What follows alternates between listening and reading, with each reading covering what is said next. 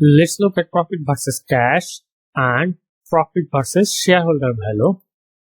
In general, profit can be defined as revenue minus all expenses, whereas cash flow is the cash that flows in and out to and from the business. So the key points over here are, all the time cash is not profit. Similarly, profit is not cash.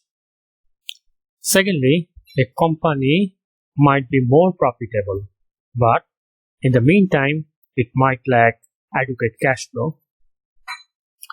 Finally, to be a successful business organization, the company needs both profits and cash flow.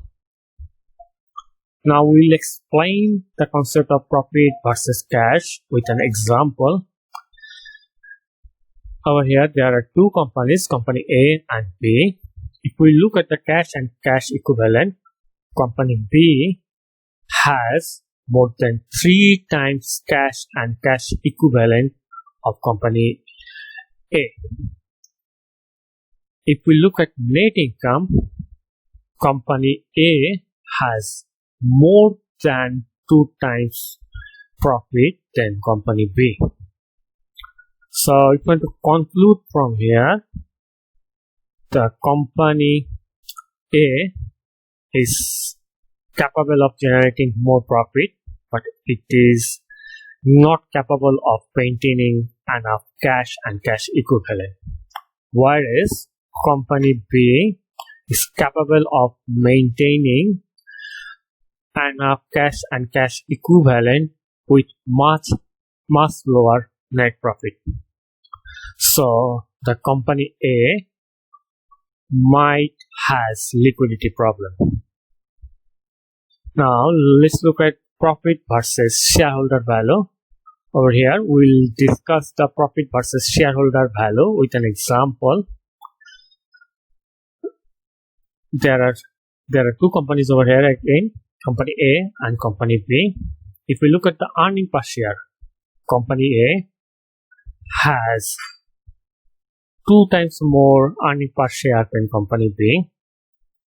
If we look at price per share, company A's share price is much lower than company B's share price.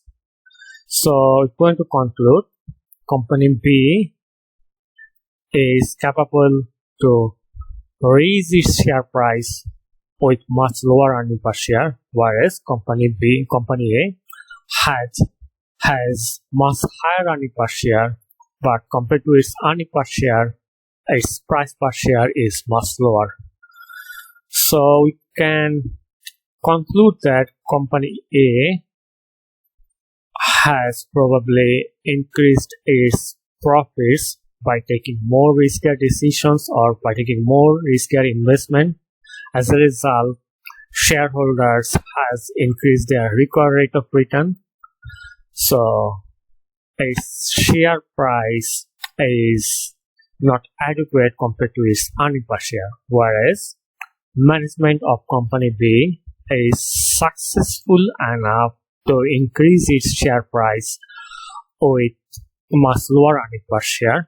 So the management of company B is successful over here to increase the shareholders value, whereas we can say that management of company A is successful in terms of profit maximization, but company A is comparatively unsuccessful in shareholders wealth maximization, which is the goal of financial manager, or which is the goal of the corporation.